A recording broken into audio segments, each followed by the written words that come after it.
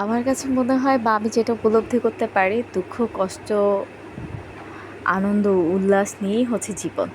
জীবনে যেমন একটা এই কয়টা জিনিসের ভিতরে একটা জিনিস ছেড়ে দিয়ে আমরা বাঁচতে পারবো না, বা মাইনাস করে দিলেও যে মাইনাস করে দিতে পারবো তা কিন্তু না। জীবনে দুঃখ, কষ্ট, আনন্দ, বেদনা আসবেই। আমার ঠিক ওইরকম মনে নেই আমি ঠিক কবে আমার সার্কেল ছেড়ে দিয়েছি। কিন্তু অতটুকু মনে আছে যে ক্লাস 10 এর পরে আমি ওইরকম বেশি সার্কেল মেনটেন করিনি বা ধরা বাঁধা কারো সাথে চলিনি। আমি আমার জীবনটাকে বা আমার জীবনের পথটাকে ক্লাস 10 এর পরে চেঞ্জ করে ফেলেছি। আমি আমার ফ্যামিলিতে ফোকাস দিয়েছি। আমার কী করা উচিত আমি সেটা করেছি। আমি অনেক গুছিয়ে চলার চেষ্টা করেছি, বা আমার মা কীভাবে হ্যাপি হবেন, আমার ফ্যামিলিতে আমি কীভাবে টাইম দিতে পারবো, সেই লক্ষ্যেই এগিয়েছি। তারপর নানা বিপত্তি, নানা সমস্যা, নানা ধরনের কষ্ট আমাকে নানাভাবে আঁকড়ে ধরেছে নানা সময়ে। কিন্তু আমি কিন্তু থেমে থাকিনি। আমি কিন্তু অ একদমই যে নিজেকে আটকিয়ে দিয়েছি তেমন কিন্তু না। আবার ভেঙে পড়িনি তাও কিন্তু না। আমি হাজারবার ভেঙে পড়েছি। আমি এমন হয়েছে যে ৭ দিন, ৮ দিন, ইভেন ২ মাসও ঘর থেকে বের হইনি। একটা রুমের ভিতরে বদ্ধ ছিলাম। ৫ ওয়াক্ত নামাজ পড়তাম। আল্লাহকে নিজে মনে কথা বলতাম। খুবই কান্নাকাটি করতাম। বাট উঠে দাঁড়াতাম। আমি আমার পথ চলাটা কখনোই থামিয়ে দিইনি, বা আমি কখনোই এটা ভাবিনি যে আমি এখনই শেষ হয়ে যাব। আমি কখনোই এটা ভাবিনি। আমার হাজার সমস্যাতেও আমি রুখে দাঁড়িয়েছি, বা আমি দাঁড়ানোর চেষ্টা করেছি। আমি সবসময় আমার নিজেকে ইন্সপায়ার করেছি। আমি নিজে এগিয়ে যাওয়ার সাহসটা নিজে দিয়েছি। আমি আমার আয়নার সাথে কথা বলেছি। আমি আমার নিজের সাথে কথা বলেছি। আমি তো আমার নিজেকে চিনি। আমি তো বুঝি আমার কোথায় সমস্যা আছে। আমি কোথায় গেলে আসলে শান্তি পাবো। আমার কতটুকু করার ক্ষমতা আছে। আমি একটা সময় অনেক বেশি এফোর্ট দিতাম যেকোনো জিনিসে। অনেক করার চেষ্টা করতাম। কিন্তু দিন শেষে আমি আবার এটাও নিজেকে বোঝাতাম যে আমি চাইলেই সব কিছু করতে পারবো না। আমি চাইলেই সব কিছু সমাধান করতে পারবো না। আমাদের মতো যারা আছেন মধ্যবিত্ত ফ্যামিলি বা নিম্ন মধ্যবিত্ত ফ্যামিলি, সেই ফ্যামিলির ছেলেমেয়েরা চাইলেই অনেক কিছু করতে পারবে না।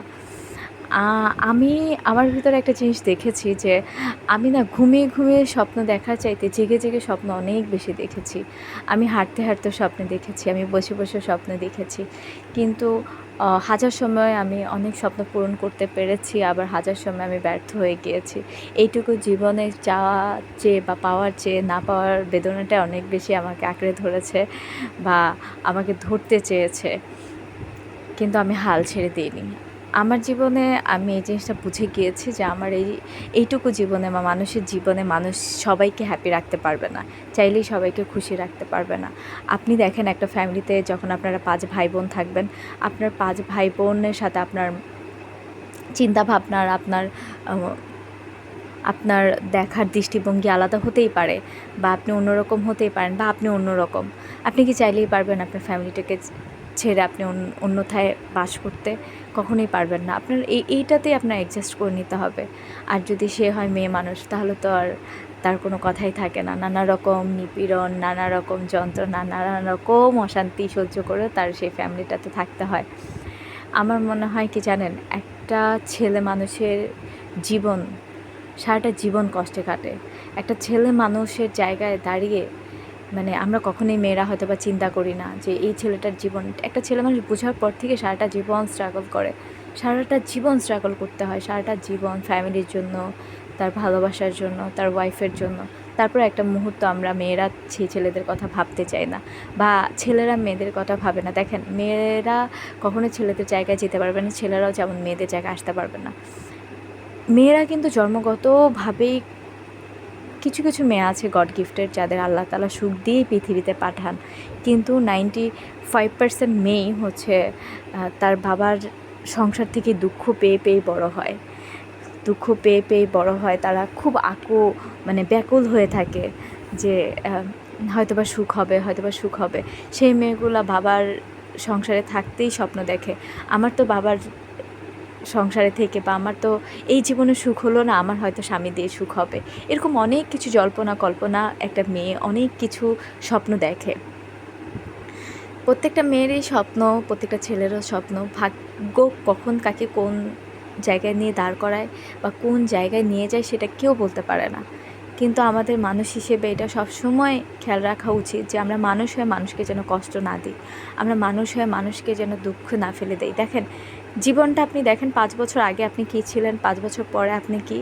মানুষের অবস্থান, মানুষের অতীত, মানুষের পারিবারিক অবস্থান নিয়ে কখনোই কথা বলা উচিত না, কথা বলতে হয় না। কথা মাধ্যমে বা কথার সাপেক্ষে আমরা অনেকে অনেক কথা বলে ফেলি।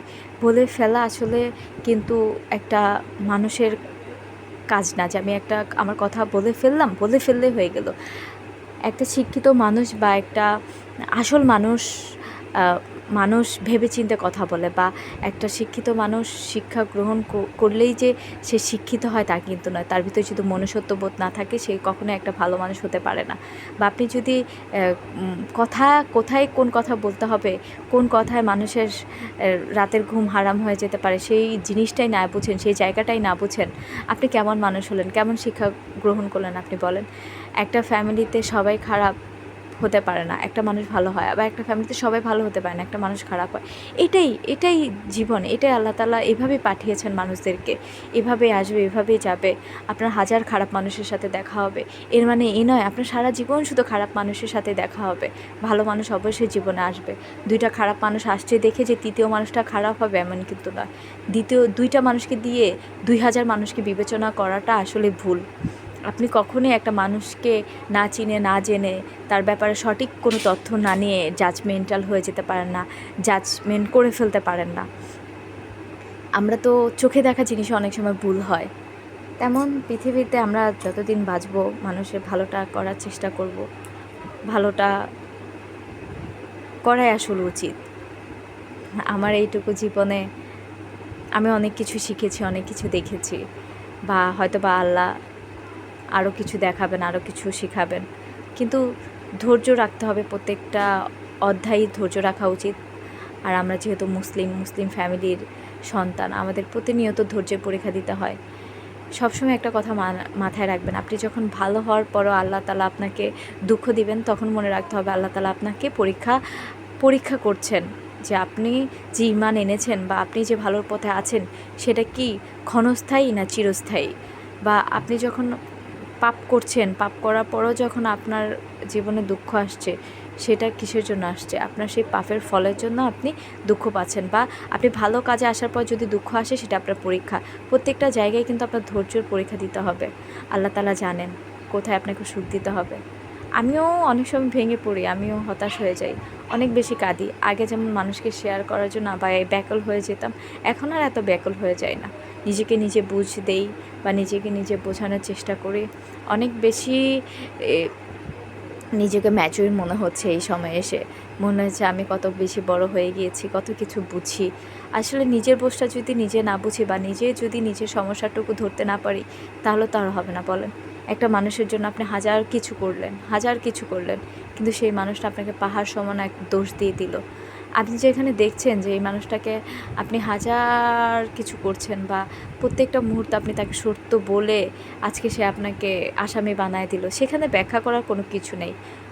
বরঞ্চ চুপ করে সরে আসাটাই আপনার আত্মসম্মান বোধে না লাগিয়ে সে কথাগুলো, বা সেখানে ব্যাখ্যা না দিয়ে, দেখেন যে আপনাকে বুঝতে চায় না সেখানে আপনি হাজার ব্যাখ্যা দিলেও সে বুঝবে না। এটাই আসলে নিয়তি। নিজের বাবা মা ছাড়া পৃথিবীতে কাউকে আপন ভাবা উচিত না, সত্যিই উচিত না। কারণ আপনি যখন আপনার বাবা মার চেয়ে কাউকে অনেক বেশি আপন ভাববেন, মুখের কথা সবাই বলতে পারে আমি তোমার বাবার মতো, আমি তোমার মার মতো, আমি তোমার ভাইয়ের মতো, আমি তোমার বোনের মতো। দিন শেষে ফ্যামিলি ছাড়া কিছুই না। বাবা মা ছাড়া যদি কাউকে আস্থাই করতে হয়, কাউকে ভালোবাসতে হয়, একটা মেয়ের তার স্বামীকে, আর স্বামী হিসেবে তার ওয়াইফকে। দিন শেষে কেউ পাশে থাকে না, বাবা মাও তো চলে যায়। আমি তো কখনো আমার বাবাকে দেখিনি, আমার বাবা কেমন ছিল সেটাও জানি না। তো আমার বাবা তো ঠিকই চলে গেছেন আল্লাহর কাছে। আমার তো বাবা নাই, এরকম হাজার মানুষের বাবা নাই, মা নাই, বোন নেই, কারো হয়তো কেউ নেই তার আল্লাহ ছাড়া। তো একদিন সবাইকে চলে যেতে হবে, সবাই চলে যাবে। দেখেন একটা সম্পর্কে একটা ভুল বোঝাবুঝিতে কিন্তু তারা দুজন ইনভলভ থাকে তাই কিন্তু না, সেখানে অনেক মানুষ থাকে, তারা চাইলেই পারে 2টা মানুষের সমস্যার সমাধান করে দিতে। যেখানে দেখছেন 2টা মানুষই পারফেক্ট, কিছু সমস্যা তো হবেই, মানুষই ভুল করে, মানুষ কখনো ফেরেশতা হতে পারবে না, ভুল মানুষই করে। ভুল তো এসেছেই মানুষ করার জন্য। মানুষ বারবার ভুল করবে, আল্লাহর কাছে ফিরে যাবে, আল্লাহ মাফ করবে, তাই না? কিন্তু মানুষ হয়ে আমরা মানুষকে মাফ করতে পারি না। আপনি 10 দিনের ভালোবাসা ভুলে যান একদিনের একটু ভুল পেয়ে, তাহলে কেমন ভালোবাসলেন বাকি 9 দিন? কেমন ভালোবেসেছিলেন আপনি বাকি 9 দিন? আমার কি মনে হয় জানেন, বাকি 9 দিন যে ভালোবাসার কথা আপনাকে যে শুনিয়েছে, সেটা শুধু মুহূর্ত সুন্দর করার জন্যই শুনিয়েছে। সে হয়তো বা 1 মিনিট পরেই ভুলে গিয়েছে যে 1 মিনিট আগেই আপনাকে সে কী বলেছিল। কিন্তু আপনি তো বোকার মতো বোকার স্বর্গে বাস করছেন, মনে মন কলা খাচ্ছেন যে হয়তো বা সে আমাকে সব সত্যি বলছে।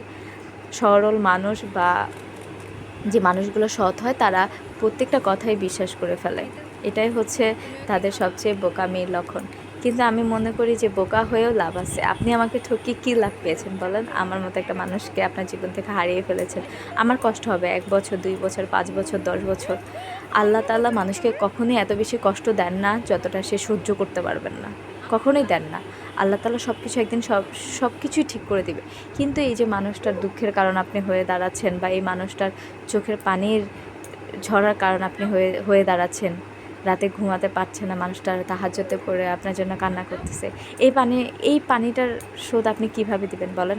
সব বিচার যে আল্লাহ দুনিয়াতে করে তা কিন্তু না। কিছু বিচার আখিরাতের জন্যও রেখে দেয় মানুষ। সব বিচারের ফলাফল যে বা সব কিছুর ফলাফল যে দুনিয়াতে পেতে হবে তা কিন্তু নয়। একদমই নয়, একদমই নয়।